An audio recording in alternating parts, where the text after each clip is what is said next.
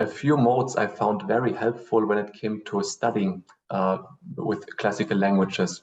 So I was mainly trained in reading primary literature, meaning you have a text in front of you in a certain edition, or even a manuscript, and then you read line by line, sentence by sentence, and you translate or phrase by phrase.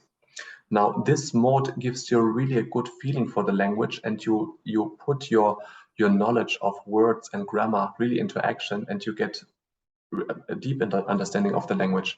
On the downside, it takes you a lot of time to read a text. When I went to Taiwan for my semester abroad, they were using mainly a different approach. Mainly, they were reading the text with translation, which was astonishing to me.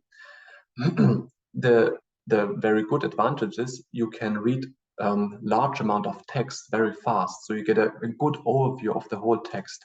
The disadvantages is, however, you really don't go beyond your passive knowledge of the language. You don't really develop a good understanding of the knowledge of the language.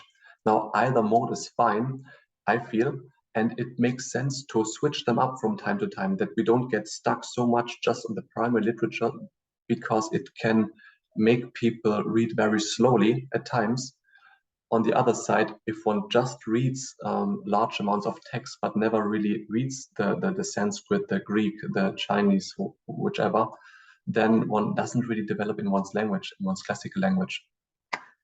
Now, for example, if one wants to read with translation, I recommend books like this, for example, from the Clay Sanskrit Library, when it came to Sanskrit, because here you have such bilingual books. On the one side, you have the Sanskrit, and on the other side, you have the translation with it. Moreover, in Chinese, I was reading Shouyuan, the Garden of Sayings.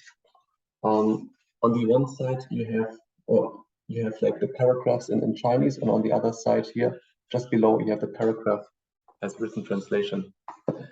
You can also have this online, and this is helpful as well. There are sites online and where in this way I was reading them as well, and with a pop-up dictionary I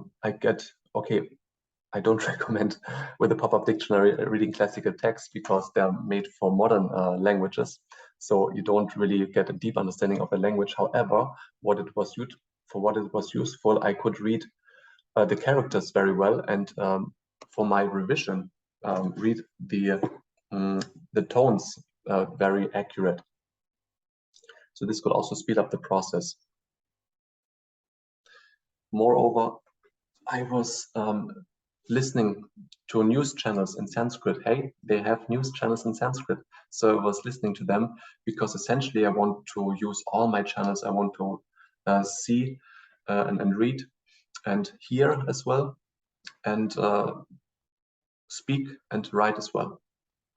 Use all the different channels that you can get and try to immerse yourself in the language studies. Now, if you attend, for example, summer schools or intensive courses, I can highly recommend this as well. Why? Because as one of my teachers told me, after such intensive courses, after such summer schools, you are not perceiving the language as a puzzle anymore, where you just have to work out a word by word the sentence, but you can appreciate reading the text and understanding it as a language. Because ultimately you want to reach a stage where you want to read easy and intermediate difficult text without much help, meaning without constantly checking the dictionary or your grammars. Moreover, another hint for you is that most of the time I felt 50% of my efforts should go into learning the vocabulary as well as the grammar, and the other 50% they should also go into reading secondary literature and understanding the background of the text. Why? Because even though I might be perfect in grammar and words, still sometimes I don't know what the text actually means if I don't understand the religious, cultural, historical background at all. That's why our teachers always advised us to, for example, if we read mainly focus on Buddhist studies, on Buddhism, we should also read texts on Hinduism, so that we know that we can see how in the centuries these two religions were influencing each other, and developing each other in the sense also how the historical development came to be over the centuries. In this way, you develop a much more comprehensive background knowledge, and you get a broader field, and you expand your horizon.